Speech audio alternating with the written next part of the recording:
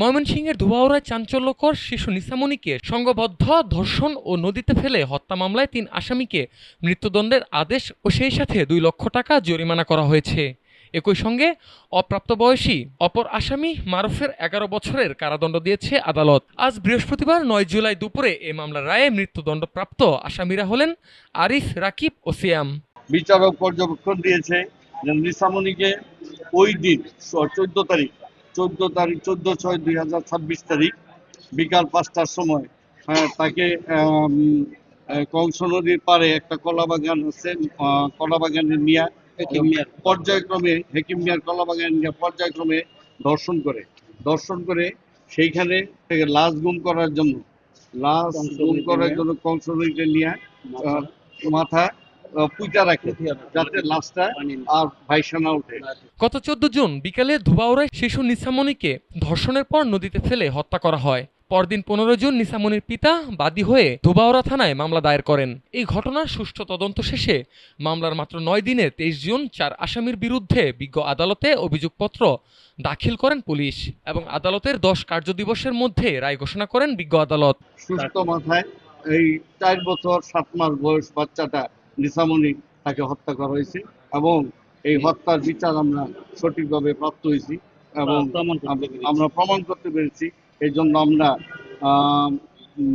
রাষ্ট্রীয় পর্যায়ে যারা আমাদেরকে সহযোগিতা করে সবার প্রতি আমরা কৃতজ্ঞ এবং আমরা আশা করি যে অবিলম্বে এই রায় কার্যকর হবে উচ্চ আদালতে।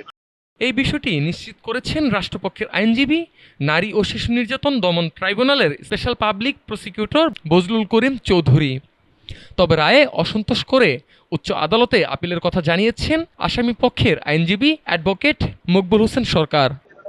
আমি এই রায়ে সন্তুষ্ট না, এই জন্যেই এই আসামিগণ ঘটনার পরেই তাদের প্রদত্ত জবানবন্দি বিজ্ঞ আদালতে রিট্রাকশন করেছে, বলেছে যে পুলিশ তাদেরকে জোর করে টর্চার করে তাদের জবানবন্দি আদায় করা হয়েছিল। এই জন্য জবানবন্দি প্রত্যাহারের আবেদন করা হয়েছে। রাষ্ট্রপক্ষ যদিও এই মামলায় 19 জন সাক্ষীর সাক্ষ্য গ্রহণ করেছেন, কিন্তু একমাত্র 164 জবানবন্দি ছাড়া ঘটনার পারিপার্শ্বিকতায় অন্য কারো সাক্ষী উপস্থাপন করতে সমর্থ হয় নাই।